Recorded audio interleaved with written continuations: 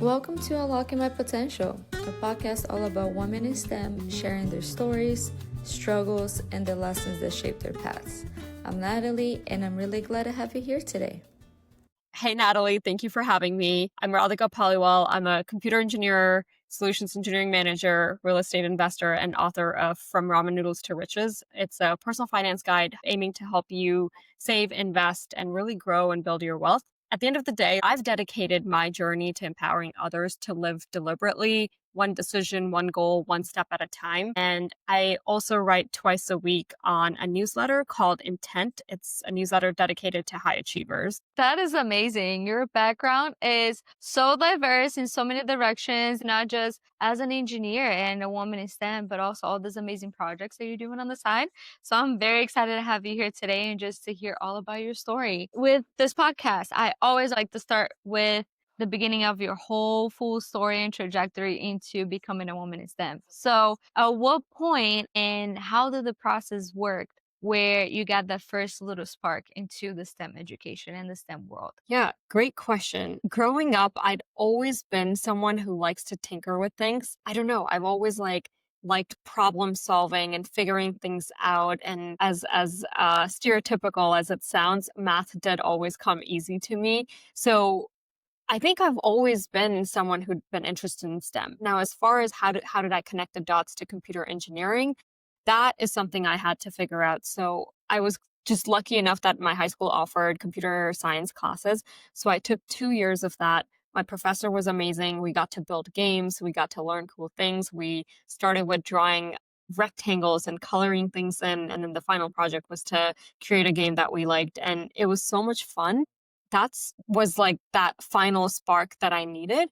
But the reason I went into computer engineering was it was such a practical skill in a growing field. I mean, you and I graduated around the same time. It was a growing career. It helped me deep dive into just some technical problems, right? And it wasn't just theory. So I love that I could just be hands-on in my learning and apply that to my life and my career beyond that. I'm so glad you had that experience in high school at such a young age. To me, it was kind of something similar to where I took a computer science class, and it was the same thing of you building a game. And I think that just sparks your interest and your creativity too of, well, that is so cool. I play video games and I get to build this and actually see the behind the scenes of it. So that is so awesome. And then from high school, how was the process of actually applying to college, choosing the university that you ended up going to, and the program of studies?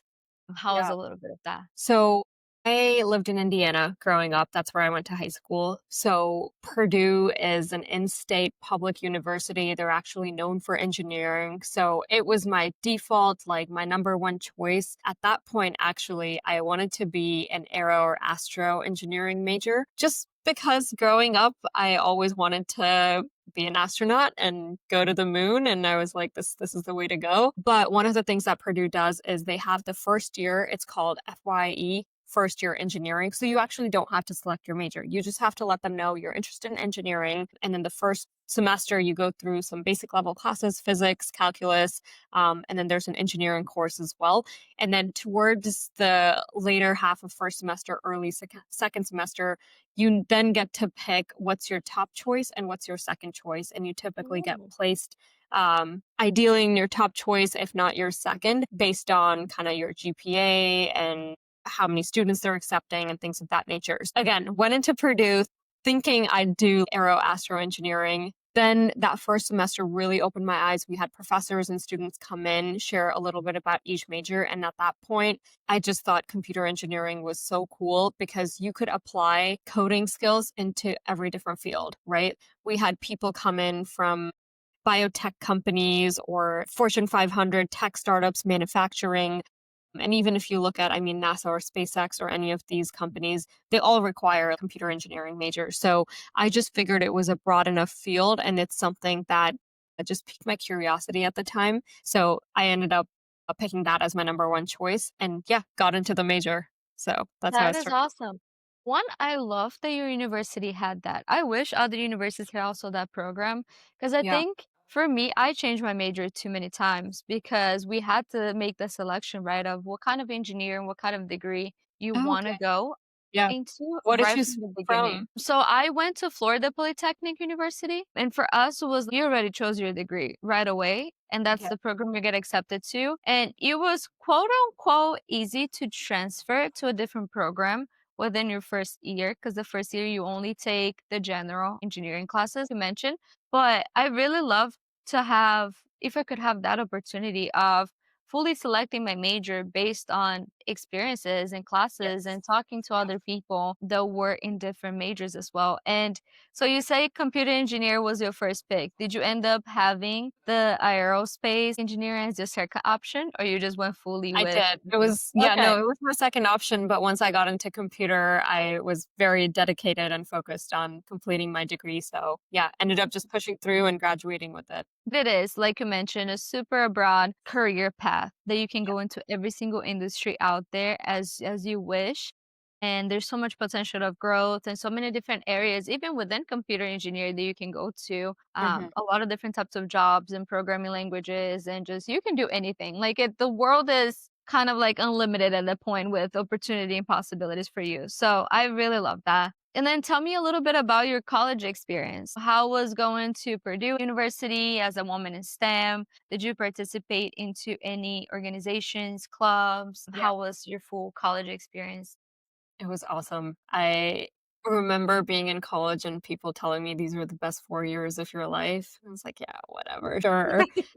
Now looking back, I really do agree with them. Those were the best 4 years. It was so much fun. Definitely challenging at times, at least at our school.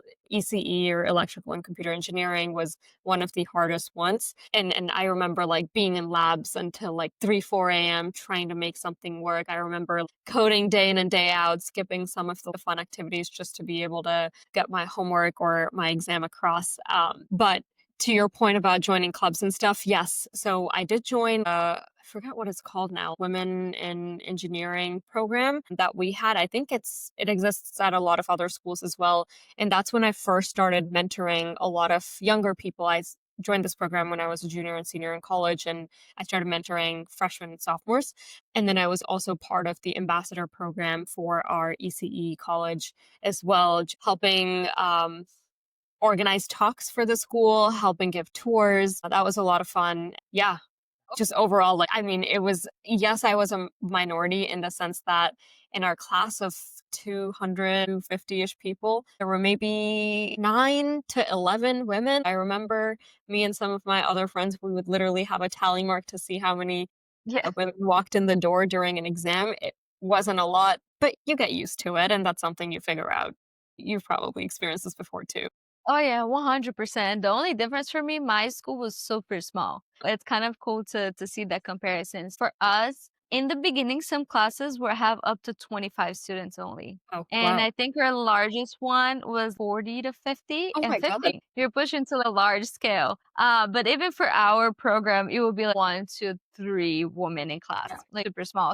The percentage still there, still comparison enough. And I agree with you 100%. Like I only look back into college with positive mindsets and just like all those memories that I had. It was so much fun. It was really hard and literally what you said, hours and hours of working and Yeah. studying and no sleep and energy drinks, being caffeinated to survive, but Yeah, but it was worth it. We made it out. We're here now. super worth it. Exactly. And then you make some really great friends too, and you get to participate in amazing programs. Like you said, for us, I think, I don't know if it's the same program for you, but it was sweet a Society of Yes. Women Engineer. So that's the one that it's in a lot of universities, and I was part of it as well. And you get to have mentorships and go through different conferences and just have so Mm. many different experiences with it, which is so, so cool. I love that you went to a really awesome university that is very well known for, and you had an amazing 4 years as well. Within all your experience and having your mindset into, okay, I'm going to computer engineer, I'm working really hard, what were some internship opportunities that you had at first? Yeah. Yeah, that's such a good question because this leads into my first pivot that I made in my career. So, obviously, computer engineering, a lot of what we do is coding, right? Various software engineering kind of job. So, every single one of my internships, I was a software engineer intern. I started interning at a small company, and then it was Cummins, and then it was which is where we met. And then after graduation, I actually interviewed for Cisco.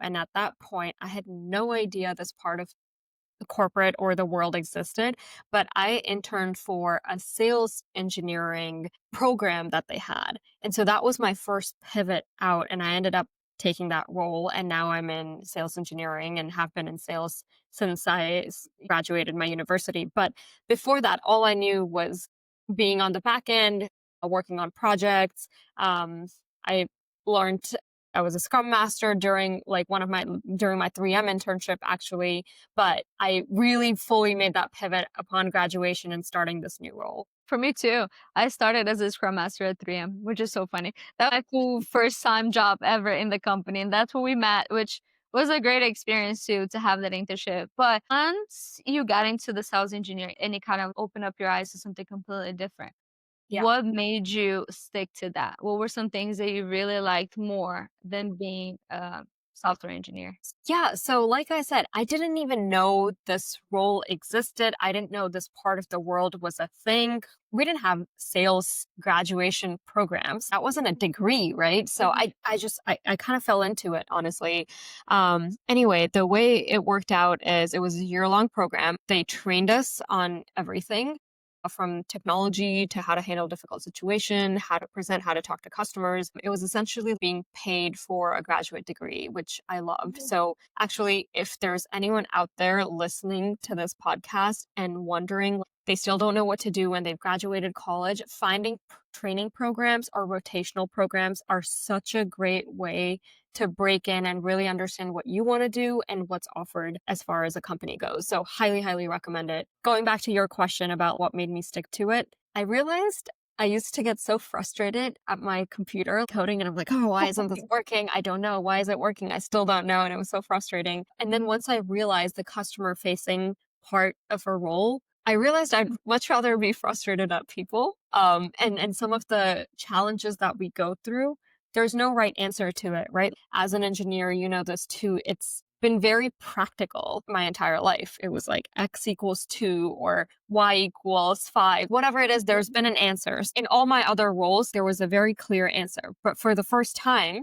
we were just figuring it out. And there's a lot of people aspects or relationship aspects of the job that don't have an answer. And I just found that so challenging. And I love it because there's no perfection to it. So it's like ever evolving. That is amazing. That's kind of why I went into my own path as well. I love working with people, and it's literally like you said, its own challenge, but it's Mhm. such a different type of challenge than you type in a code and the code is not working, and then it's like a comma or a period that you forgot. It's the most frustrating thing ever, and I could not. Like honestly, I used to get so frustrated too with my computer that once I figured out that you can utilize your degree and Yeah. go into actually working with people, it makes Mhm. such a big difference. And I love the point that you also mentioned about the rotational programs and training programs. It is one of the best Yeah. ways, literally, for you to get paid to learn. That's pretty much what it Yes. is. You get paid to try something 1000%. completely different, to learn a bunch of new skill sets that can be utilized for whatever the position you decide to do at that point. So I'm glad you had that opportunity and that you love this so much that you stick to it and it's what you've been doing for so long. And then I know from that first job that you got as a sales engineer, you had such a diverse future and just so many opportunities with real estate, writing your book, having your own blog and newsletters. Can you run a little bit through what made you start every single different venue? How has it been? Sharing some information about everything that you have done so far. Yeah, that's a really good question.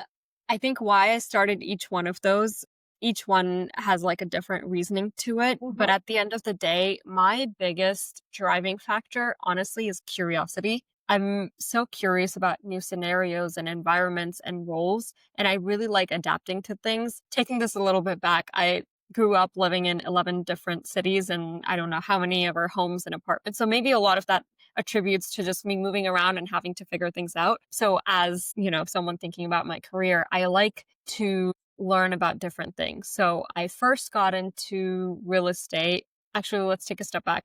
I first got into learning about personal finance because, like us both, and maybe most people out there, we had an engineering degree, which is a great degree to have. And then worked at a Fortune 500 company, great company to work at. And then I was still losing money, right? Every weekend I was spending hundreds of dollars and I was like, where the hell is this going? And then on top of that, I didn't ever learn to invest. Forget investing. I didn't even have a high yield savings account or a savings account of any matter. So first, I started with the basics. I started investing. I created a brokerage account. I created a 401k, was doing ESPP. And after about a year or so of that, I was like, you know what? I'm ready to up level how to build my wealth. And I'm ready to figure out what that means. So that's how I got started into real estate, is just by figuring it out. And then I set it as a goal. What year was this? 3 years ago, I think it was like 2021, I believe, was when I like purchased my first property. And it was because January 1st, I sat down and I'm like, you know what? By the end of this year, I'm going to invest in a property. I don't know how. I have no information about how it works, but I'm going to figure it out. And like, that's my goal. And so I ended up doing it. That is a huge goal to have, honestly. But I love that there was a goal that you had in your mind and you just went and did it. Yeah. And honestly, I know we've had this conversation before when we talked previously, but personal finances is just something that it should be a required class at some point in your Yes. life. Just for Yeah. us to have the basic learning on how to save money, how to invest your money, how do we properly get to a point where we are comfortable enough to retire. I have a lot of conversations, usually with older coworkers that are about to retire, and they're the only ones pushing us in my company, young people, and telling us, "Hey, you should start getting ready to retire." When our mindset, for most part, oh, it's so long, so far from now. No, it's not. You blink and it's gonna retire, and you never plan yourself ahead of Yeah. time, and now you're struggling financially. So that is huge. And literally what you said too, for me was the same thing. When I first started working, had no clue where my money was going. I didn't know what to do, honestly. I was very lucky at that point that one of my really good friends, and she was my roommate, also working at 3M. She worked in finance, and she had all this crazy spreadsheets and knew exactly where her money was going and all types of investments. And so she started teaching me all about it. I would just ask her questions of like, "Hey, I have $50 left. What do I do?" She's like, "Okay, let's sit down, break it down." So that was really, really good. But honestly, such a required class that we don't Yeah. have. Yeah, Um, that's literally why I wrote my book too, right? It's called From Ramen Noodles to Riches, which is something I wish I had when I was graduating college, and coming out and starting my new job and everything. And you can guess from the title, it's about that transition, right? Yeah, but that's what I did. Every chapter is a different topic, and I'm like, you know what? Let's start with checkings account, then savings, then brokerage, then 401k, then ESPP, then real estate. And then after that with money psychology, because I know you and I've talked about this before, but that's a really important thing, is if you don't commit to yourself about creating a financial plan, it will never happen. So, actually, I think that's true for anything in life. We've been talking about career. If I hadn't made up my mind that I want to graduate with a computer engineering degree, or hadn't made up my mind that in 2 years I want to go for this promotion or this is what I want to do, it would have never happened. I'm such a big believer in living your life with intent. And if you don't have that, then you're just going to be kind of where you are in your comfortable zone. That's not bad, but don't be sad about it if something doesn't happen for you, if you're just waiting for it to happen. I love that so much. I always say whatever you put your mind into, you're able to go and achieve it and do it. You just have Yeah. to put the actual work, right? Everything in life is a lot of work and a lot of time, but if that is the one thing that you really want to do, just get out there and do it. Nothing is impossible in my mind. That's kind of how I see it. Want to start a crazy project, go and do it. What's the worst that can happen, right? So that's kind of how I live my life a little bit. And I love that you started this book, truthfully, because like we mentioned, when I was younger and I was in college, I wish I had a book like that I could read and start investing little by little, because with our internships, we're already receiving payments and making Yeah. money. And what if we started investing at that early age when we're in college? I always think I don't regret it because I think I've learned a lot in life, but I always think to myself of if we had all these resources that we have now back in the day, where could we be now compared to, Yeah. starting a little bit later in life? So I love that you wrote the book. I love that you've been such an entrepreneur person with writing your book with everything that you have going on. So that is awesome. On the one year that you this is for my own curiosity too. I'm so curious about how people do things. So on the 1 year, when you start in January and you put that goal in your mind of, I Mhm. will buy a property and I will get into real estate and just investing on that. What steps did you take? How did you go from zero to actually being able to purchase something and start investing in that state by the end of the year? Because in 1 year, to me, yes, it's a lot of time, but for some things, it's not a lot of time. So that was a huge, huge progress. Yeah. Have you heard the quote of most people overestimate what they can do in 5 years, but underestimate what they can do in 1 year? I feel that's very relevant here. So I've always been a big fan of New Year's resolutions. It's actually my favorite holiday. I love the New Year's because you, first of all, the entire world celebrates it, which is so cool. Mhm. Second, it's such a great opportunity for people to reflect and rethink what their goals will be in the future. And I think that is just the most exciting part ever. I love New Year's. So I've always had a resolution. Now I have several different goals. I actually use the Wheel of Life, if you've ever heard of that, and we can talk about Mhm. that later too if you want. Yeah. But there's like different aspects of life, and I create a goal in each one of them. So one is relationship, one's friends and family, one's career, one's money, one's spiritual, health and fitness, of course, is another Mhm. one. I'm missing a few, but that's the concept of it. So before I used to only have one giant goal that I would go and accomplish in like 2025. Now I have one or two in each category that I go after. So I said, I believe it was 2021, I set out my finance goal would be to invest in a real estate property.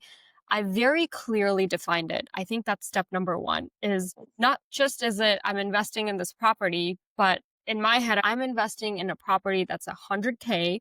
Therefore, with 20% down and closing costs, I'm going to put in 20K. And then based on that, it kind of limited my markets, right? California does not have 100K properties. New York doesn't have 100K properties. And then I figured out, okay, if I need 20K or 25K, how long do I need to save that much? And so I created a plan as far as, okay, I'll put $500 aside every month or $1,000 aside every month, and how much am I okay with saving and cutting costs and then also growing my wealth in other ways. So I came up with this financial plan, but again, the most important thing is being extra clear on what that goal is and just defining it from the beginning. Next, like I said, I didn't know anything about real estate. My parents are in it. None of my friends were doing it. I was 23, 24 at the time. So nobody was thinking about investing in a property. So I started researching books and I watched a ton of YouTube videos. I actually got started in real estate because one of my mentors sent me this ebook that was free and it was talking about investing with um, zero or very little money down. I think that's the title of the Mhm. book as well. It's been a while. And then I read three whole books on getting started with real estate, how to vet properties, how to find property managers, how to conduct inspections, how much do you save? What about when things go wrong? What are the proportions? Mhm. So I did all this research. And then I created my own spreadsheet on how the finances should work out. After that, I started reaching out to different turnkey providers, and turnkey providers are essentially companies that will flip properties and help investors like you or me who are very busy get started. So I reached out to a few of them, and every week I would set aside a few hours to do my due diligence and at least run numbers. At the end of the day, it's a very practical thing, right? It was about making the numbers work. And if it did, then I would move forward to the next step in terms of scheduling a call where I would go see the property or putting in an offer, whatever that was. But first, Mhm. I made sure to spend 2 to 3 hours, get my reps in terms of analyzing a property, because that was something I was new to as well. And when things made sense, only then would I move forward. And from then on honestly, my agent helped me carry out the steps and told me what I should be doing next. And yeah, a few months later, I closed in. And actually, what's really interesting about this first property is to this day, I've never seen it. So I, yeah, I bought this property without even taking a look at it. Oh, wow. Oh, wow. That takes some guts. Honestly, I think I'm the type of person that I feel like I always try to be in such control of everything, that I think Oh, would be me so too. I challenging. get Yeah, it. to take, like, that huge step of investing in a property that you've never seen up until today. And so from that property, do you own a couple more? Like, how did you start growing the portfolio? Yeah, so that was the first one. Like I said, you know what? I'm okay investing 20K, just being very transparent about numbers. So that went well. And then after that, okay, this was a long-term rental. So the tenants had signed at that point actually a 2-year lease, not even a 1-year Mhm. lease, which was great. And then I got curious about, like I said, curiosity has driven like most of my decisions. So Mhm. so the next thing I got curious about is short-term rentals. And so then I invested in a short-term rental and Airbnb property, and then after that, okay, I kind of figured out how both of these work. The third thing that I did was invested in a multifamily. So this was quadplex, so 4 different units in the same building. And so again, I was just curious about how multifamilies work, and then I invested in that one. And then I've haven't invested anymore since then. I'm honestly taking a little bit of a break. I've had to focus back on my career. I moved Mhm. twice in the last year from West Coast to East Coast back to West Coast, but I am putting it on my radar to invest in another property next year. Oh, wow. That is huge. Out of the 3 kinds of properties, which one would you be planning on investing next and why? Probably multifamily again. Okay. It just makes the most sense. Yeah, especially for people like us who have a full-time job and have other things that we're focused on, like your podcast, my newsletter. Time is really of the essence. And if I can find a multifamily that fits kind of my criteria, there's cash flow coming in and there's a decent ROI on it, then it just makes sense to go that route, especially compared to the Airbnb because that one's a lot of work on a regular basis as well. Yeah. Oh, yeah, 100%, especially because on a longer term, you have to deal with things or people once a year or who knows what, where Airbnb can be Yeah. every other day, something happening in another person. So I completely understand. But that is amazing. I'm so glad that you started growing into that and now you have 3 different types of properties, which congratulations. That is Thank you. amazing. That is so Thank cool. If you think about it, like someone owning 3 properties, working in the STEM world, having a book, everything they've accomplished so far at our age, that is huge. So thank many you. crazy, amazing accomplishments up until being so young still.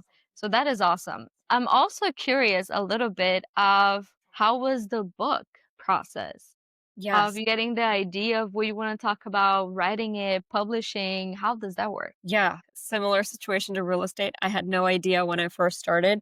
All I Mhm. knew was what's a resource I wish I had when I was younger. It was like, you know what? Not enough people talk about personal finance. So I really started with basics. And then the other thing I realized is when I was learning myself, a lot of the other resources I checked out, one, they were too long. Two, they were really theoretical. And Mhm. three, they were just so overwhelming. One of my best friends from college, I actually gave her a personal finance book and she read the first page and she's like, oh my God, it's 130 pages and I'm too scared and I'm too nervous. And I don't know, maybe it's also stereotype. Like women find personal finance very intimidating. And I don't know what it was, but either way, I knew I had to do something about it. So I made it a goal to really just extract the most valuable information that I could put in a book. So the way I've written this is every chapter is about a different kind of account. And then at the Mhm. end of every chapter, I literally have action steps. Step one, go open a brokerage account. Step two, transfer $50 from your checkings to your brokerage. Like do it today. Step three, create an automated version of doing $50 per month.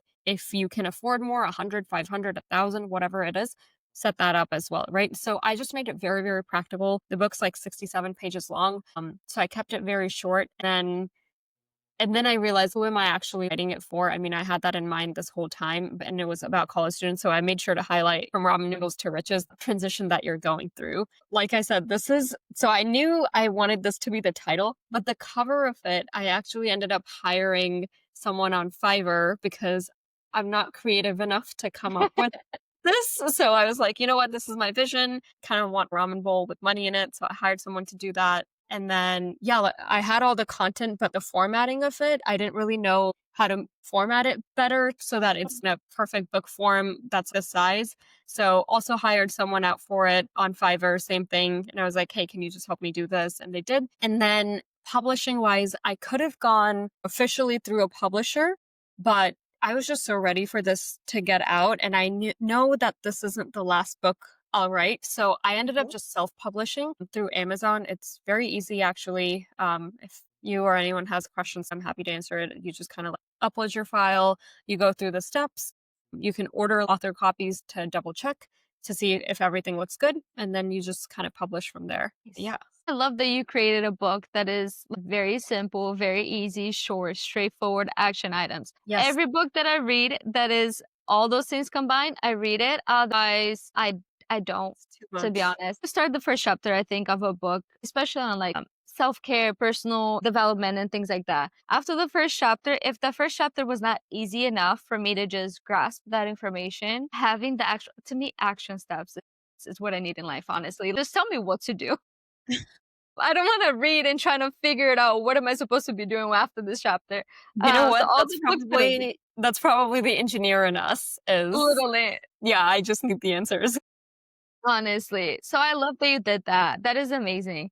Uh, and then let's talk a little bit, I guess, about the third thing that you've been doing with your blog and your newsletter. How did you start that? What is the title of it? Share a little bit Yes. more about that. Yeah. Okay. So the full story started in COVID. So, first of all, I have to say, I am the oldest sibling in my family. I have two more. My sister's 6 years younger, and then my brother's 12 years younger. And yeah, we were immigrants. So, my parents coming into the States, they didn't really know a lot. So, every time I had questions, they were like, I don't know, great question. Yeah, we'll figure it out together, I guess. So, I just remember it being COVID. I'd started my job. There was so much I was learning. And I was like, wait, by the time my sisters graduated and started a job, I'm probably going to forget what I want to tell her.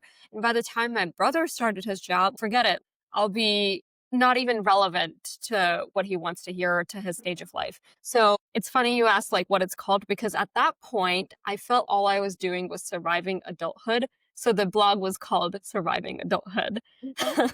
Because that's just what it was. And I was just writing about like everything I was learning. It started with a lot of like the mentorship aspect at work, like advocating for yourself. It then pivoted into personal finance a little bit as I was learning about it. And then eventually I realized, well, no one reads blogs anymore. It's 2020 something. So I pivoted into a newsletter. And then now I call it Intent because I realized the common theme among my career, my mindset, my finances, my friends, my family, everything I do is very, very intentional. And this newsletter is crafted towards high achievers, people who want to do more and create that impact in the world. So, yeah, to this day, those are the three topics I touch on. And I send them bi-weekly, and it's been incredible to kind of see its growth.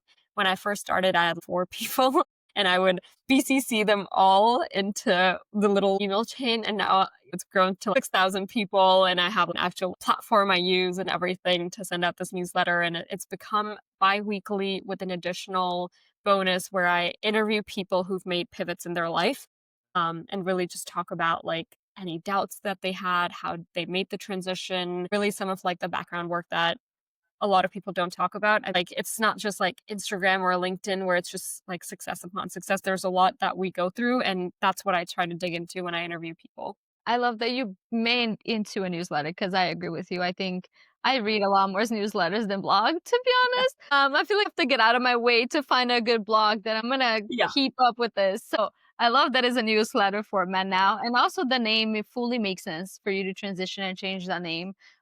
Just with like your intentions behind every single post, every single newsletter, and also doing the interviews too. I love when it gets to a personal point where you start Yeah. putting some tonality of another person's point of view a little bit too. So that is awesome. You're so versed into everything that you do and everything that you're passionate about, and everything comes out like you mentioned out of curiosity. Then you go and you start thinking about it, doing research, and ended up actually accomplishing every single one of them and being just this amazing, successful woman. Honestly, one of my biggest reasons to start this podcast. I guess it started with an idea, it started with a plan, but I remember the first conversation that I had with you once I reached out to you about it and just seeing everything that you were doing, it kind of inspired me, to be honest. So I'll give you a little bit of the credit for the podcast. Nope, Because this it is all literally you. inspired me. Honestly, it just inspired me to be like, wow, she's able to do all these amazing things. And to me, it was very uncomfortable to get out of my comfort zone and put myself out there in the internet, posting your voice, your Yeah. face, and everything. And there's always going to be likes and dislikes, comments, and positive and negative. And to me, that was the biggest part. I don't know how I am going to deal with all the emotions that I'm gonna feel from it. But I saw you doing it and you being so successful at just sharing your whole story and sharing all the knowledge that you had. And to me, I was like, okay, if she can do it, I can do it. I can start something. And then if it works, it works. If it doesn't, it doesn't. And we are where we are now, which is awesome. So That makes me so honestly, happy. no, honestly, the first conversation we had was really inspiring to me because it was the beginning. You're the first person I Yeah. reached out to once I came up with an idea. And then we had a conversation.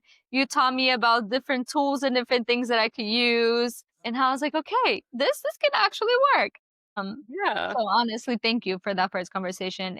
It was really inspiring. It was really awesome. And I really hope that your story and everything that you've accomplished so far also inspire other people and everyone listening to this episode.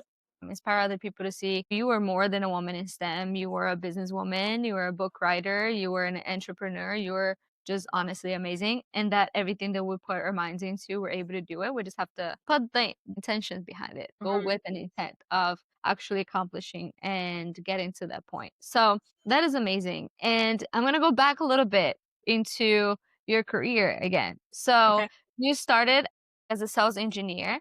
Did you Mhm. take any breaks in between of your career as you're doing everything else? I know you mentioned a comment how right now things got a little bit busier because you start focusing on your professional career again. So how was that story? Yes. So I started my career as a sales engineer and then I was at Cisco during this entire time. After a few years, I ended up actually quitting my job. I think this is when the story gets a little bit interesting as well because most people quit a job because they have something lined up. I remember my manager at the time asking, "Oh, you don't have to share, but where are you headed?" And I'm like, "Actually, nowhere. I'm just taking time off for myself because I'd never had time off." I don't know if you feel the same way, Natalie, but I just felt we were going from elementary school to middle school to high school to college to getting the job. And it's like, damn, when do you get an actual break for yourself? So quit my job, didn't have anything lined up. I obviously created a financial plan. I actually had enough savings for about a year, quit for that. I just quit to figure out what I wanted to do. Is corporate for me? Is engineering for me? Is tech for me? Is living in San Francisco for me? I just felt like I fell into these things and I really needed to figure out who the hell is Radhika. So I spent a lot of time by myself. I spent time with my family. I actually flew back to India to interview my grandparents and learn about their life because I don't know, they raised me and I know them as grandparents, but I didn't really know what they did when they were kids. Did they have dreams? What was their career like? So I went back and I was like, I want to know where I'm from and who I'm made of. So that was really cool. I traveled a little bit as well. I invested in another property. That's when I got into my Airbnb. So I did a lot of manual physical labor, which I really put in blood, sweat, tears into this one. And then I was like, you know what? I need a little bit more exposure. So then I joined a startup. I joined a prop tech startup as a chief of staff, which was really fun. I always thought wearing multiple hats was definitely something I could do well. So I was like, let me just try it out and see if it works. I loved being a part of it. I thought that was incredible. This was a 35-person company. And then I pivoted into, I wanted an in-person culture. So I pivoted into a fintech startup that was local. Would go into the office all the time, same 35-ish person company. That was a lot of fun as well. I just experienced a lot of just things that shouldn't have happened, negatives from a culture perspective, which we don't have to go into today. And that's when I realized, okay, while I understand what like drives a lot of people towards these smaller companies, that is not for me at this point. And honestly, I find more value and growth and learnings at a larger company. There were so many opportunities at a larger company. So I decided to go back to corporate and I'm happier than I've ever been. But the difference is when I was in corporate before, I didn't know if it was right for me. Now I have more clarity than ever and I'm more energized by my job, by my team, by the people and everything else that I'm doing. And honestly, because so many people have asked me, do I regret quitting? Like, will never say I do. 1000% don't regret it because I've learned so much about myself, where I come from, who I am, what I want to do because I took that time for myself. If you ask my parents, they were very upset about it, but that's a different story too. Honestly, that your story and everything that you went through is so inspiring. And I think it touches me in a very personal way, I'll say, because I think I'm at that point right now that you were Okay. previously, where all I can think about, it's literally what you said. I have not had a single break since I was who knows what age. 4? Yeah. Literally, yes. School, school, school, and then school and internships and Yeah. jobs, then from one job to another. And literally, I was thinking about this earlier today. How when I transitioned from 3M to EA, I left my job at 3M on Friday. The following Monday, I was at EA. I didn't even take a breather, a week, a day for myself. I literally jumped from one job to another. I never took some time for myself. And that's something that has been hitting home so hard to me too, of I need a breather. I need to figure it out. Literally what Wait, is let me hear what's go the for it. longest PTO you've taken? 2 weeks. Okay. That's Yeah. a good amount of time. Yeah, Okay. no, I take my time. Like, I Okay, have good. PTO, Imma use every single second of it. Good. As it Literally, and a lot of people don't. A lot of people really don't. But the time Mhm. is there. I'm gonna use it. So, Yeah. I ended up going to Europe this summer. So, travel to different Nice. countries, and I came back super energized again about my job and everything because you take that breather and that time for you. But it's not the same. It's not the same feeling as you taking fully some time for yourself. If I want to be at my house for a whole day doing nothing, I have the flexibility. Yeah. So I've been honestly debating life for the past solid 2 months now of what to do Let's talk next. more. And I've been applying for other positions and other jobs. But I kind of made up my mind that if I do end up getting another job, I want to take a little bit of time to myself. At least a month. Yeah. Yeah, exactly, without working. That's such a valid point, which I think a lot of people reach a burn down phase. And sometimes it's not even burn down because you have too much on your plate. Sometimes it's a burn down because you never took some time off to figure it out who Yeah. you are and what you Wait, can I want. show you something? Yes, please. I don't know if you can see this well, but I have a little quote at the bottom, Okay. and it's literally I've started creating themes for the year. So that's always what I put on my lock screen. And so my theme for this year is literally called slow down to speed up. I love that. That's literally what I need in life, honestly. Yeah. I'm always telling my husband, I'm all over the place doing so much. And for example, this podcast, such a huge project of mine, such a passion project of mine. That's the only thing that energizes me at the moment. And I told him, what if I just took a break from the world and focus on this? And we'll Yeah. see what happens in life. But I just wanted to go back and say that I love that you did that. I love that you were able to figure it out and notice that, okay, I need some time to figure out who I am. I love that Hmm. you went back to India to figure it out. Where do I come from? Who are my grandparents besides just being my grandparents? It's actual people, actual their path, their culture, everything that you can learn from them. That is amazing. That's something that always goes in my mind as well because I'm from Brazil and I moved and lived in so many different places in Brazil. But I've never fully explored the south of Brazil much, which is where I'm from. So I've always Oh, had that in mind too of like, hey, I want to go back. I want to explore a little more. I'm going to Brazil next year in February for 2 weeks to explore just the south. So I'm trying those things. But I love that you just took a break and you're like, I'm gonna figure it out who I am. I think it's so hard for us to do that. yeah. And I'm I so excited for know you. thank you. And I know, of course, just like you said it then too, my parents are not gonna be happy about it. A lot of people are not gonna be happy about it. And everyone has their own opinions about big decisions that you take in life. But at the end of the day, if you know that that's the right decision for you and it's what you need at the moment, Yeah. just go and do it. And I really look forward to what the future will look like after that break, right? Like you went, you tried out different things and you figured out what you really like and how a bigger corporate industry and environment is better for you at the moment instead of a startup. And actually looking back now and thinking, okay, I'm a whole different person working for the same company, which is kind of funny. And now I love what I do because you did take that break to figure it out what you liked and who you were. So that is extremely inspiring, honestly. That was awesome. I'm so glad you did that. And see, I told you, every time I talk to you, it's a little inspiration for my own life of, hey, what if I took a break? And now my mind is just all over the place thinking about it again. Well, Every day I think about it. I think we have to talk about like the other aspect of it too though, right? Like it wasn't easy making that decision. Like it definitely takes so like I thought and maybe I overthought and it's it's scary taking that leap. Like you talked a little bit about how starting this podcast and putting yourself out there was intimidating and now there's people who yeah, are hearing your voice or seeing your face. I get questions that all the time because they're like aren't you scared? And I'm still scared. I'm scared every time I post something because I don't know, what if people will hate me or what will they think? And that question will always pop up because we're humans at the end of the day. So even when I left my job, I was like, what will people say? What will people think? I'm scared of everything. I don't know what the future will be like. There's no guarantee. And yes, now there's clarity and there's all these positives that came out of it. And again, what propels me, and I've shared this before, really it's for other people and it's to give back. And anything I share is to make sure I'm making a difference and I'm even inspiring one other person in the world.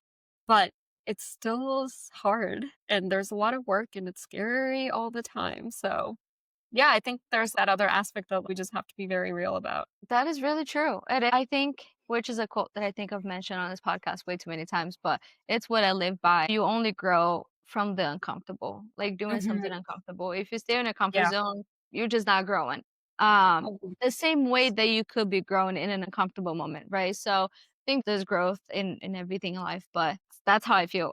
Every single time that I post a video, I close my computer, throw my phone on the side, and I'm like, literally, my best friends, I tell them, if you see something negative, you let me know. I cannot look at Yeah. this. I cannot see my face and hear my voice and look at the comments. I freak out for like 24 hours. And then I Yep. grab my phone. I'm like, okay, everything's fine. Everything is Yeah. great. And The world then the didn't burn next, down.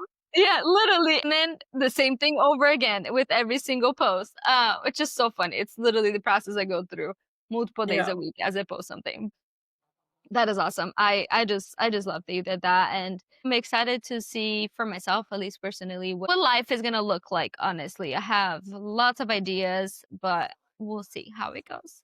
But I'm honest. I'm just very excited about everything that you have accomplished. And I guess to end a little bit our podcast, I like to end on two different notes. The Okay. first one is, what does the future look like? So if Ooh. you could choose anything, okay, there's no limit in time, money, on anything, what would you do? Great question. So, one of the things I've been thinking about a lot is this goes back to a bigger philosophy. Have you heard of this time that we're in, especially since COVID, but honestly since social media came out, of the loneliness epidemic? Mhm. I've been thinking about that a lot, especially for people trying to make a difference. Like, it definitely feels lonelier than normal.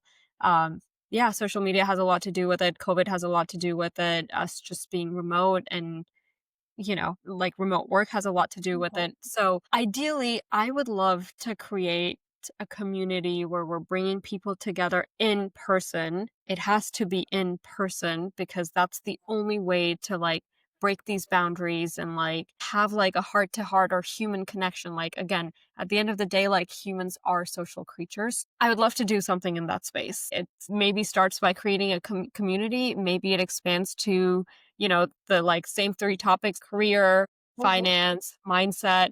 And how do we have these conversations in person? That's a big part of it. And I think the other half of it also goes to not just, it's essentially talking about things that people don't talk about as much. And so like one of the other things I'm into right now, I don't know if this is just a phase, but not leaning, almost like fighting what is so easy, even in terms of our food system and not eating processed food or not taking a lot of sugar or being very intentional about what I'm putting in my body, right? Like, I think a lot of these topics are essentially about how to make yourself and the people around you 1% better. And so I would love to be in the same room as all of these people. Obviously, there's a lot of opportunities. I've attended a lot of conferences. A few people in different areas of the world I've met with are in the same boat, but I'd love to start something of my own at that I point. love that. I love that, Yeah. and I think that is so needed. Even me personally, that's what I'm trying to do. I work remotely, so I'm always home. Mhm. I feel I'm always stuck at my house, Yeah. and I just miss that interaction with people so much, where I am trying to find different groups, organizations, clubs, anything that I get to talk to someone face to face at least a couple of times a week. It's so necessary, and you have a lot of groups, right? That you meet in person. And Mhm. usually it's just, oh, you go work out or you go do this or you do that. Very one thing. Yeah, one off. Yeah. Yes, exactly. So I love that within the community that you're thinking about, it's a lot of different topics and conversations, especially a lot of conversations that are going to make a lot of people feel uncomfortable talking Mhm. about it. which I kind Yeah, of like it that's the because I point. think it Yeah. yeah, exactly. Because that's where you get, like I said again, you get out of your comfort zone and then you just grow from there. You start learning about different people's perspectives and you learn different topics and different knowledge, information they didn't even have before. So if you do decide to build a community, I know we don't live in the same state I even, know, but that's the hard part. I know, it's challenging because everyone that I talk to is in a different state or city or so far. But if you do decide to build a community, I'll be part of it, honestly. Even if you start with a small group of people that get together in person, I don't know, once a quarter or something, and people have to travel and you find middle ground. But I do think that there's probably a lot of people interested on just having some time where you get together in person with people with likely mindsets or mindsets that are completely opposite from yours in different topics and just learn how to properly have those conversations about those hard topics. So, hey, if you make the decision, count me in. That's all I'm saying. I'll show up. I'll travel to whatever the place is. I think it would be awesome to have those conversations in person with people. Honestly, I miss that so much. I miss the Yeah, me too. connections that we haven't had since after COVID, honestly. That's Yeah. when a lot of the world has changed. And then just to finish off, what are some things that if you look back at your younger self that you've learned right now that you let her know and you tell her some advice and things like that? First of all, one of the things I've been working on is not having regrets. So I actually don't have any regrets from anything in my childhood. I remember being younger and feeling very angry about certain things, but at this point, I'm just immensely grateful. So if I were to get a chance or talk to my younger self, I would just say thank you. Thank you for being who you are and doing what you do. And if it wasn't for younger me, I wouldn't be who I am today. I love that. I think we are so focused, even with the question, we are so focused on the things that we will change, but Yeah. also understanding that everything happened got you to where you are right now. And if you're extremely happy with yourself and your life and everything that you've accomplished so far, there's nothing but that positive aspect of it. So Yeah, that's amazing. my grandpa used to it's my grandpa used to say this quote to me when I was younger, and it there we have something in English, but there's a slight difference to it. So he would say, "Jo bhi hota hai, अच्छे के लिए होता है," which means whatever happens, it happens for a good reason. The quote in English is, "Whatever happens, happens for a reason," but Yeah. he adds the word good or great in it, and I think that's so true because I don't know. Every time I've gone through negative things in life or setbacks or downfalls or whatever you want to call them, but there's something good that's coming out of it. I just don't know it yet. But emphasis on 100%. the good. No matter what struggles anyone is going through, at the end of the day, something good is going to come out of it. It's just hard Yeah. to see it at the moment, but once actually the good thing happens, then you look back and you're like, okay, now I see the reason why I went through whatever that person went through. So I love the quote so much. And I love that the quote, it has that good part to it. Yeah. It just makes such a huge difference, I think, in the whole meaning of the quote. Yeah, exactly. Exactly. That is awesome. But no, thank you so much. Honestly, thank you for everything, for sharing your whole Yeah, thank you for story. having me. Of course, you're sharing your experience, sharing everything that we talked about. Like I said, you're just such an inspirational person, honestly, to be talking to have so many different experiences and be so accomplished in so many different areas of life, especially at a young age, that I'm just so thankful to be able to have you here with us today. And if anyone loved this story and just her whole full very, very diverse life path and lifestyle that she's having so far, please follow us, subscribe. All the links will be in the description. I'll have more guests every other week on Tuesdays for you guys. And thank you so much. I appreciate your time. So thank you. Bye. Bye.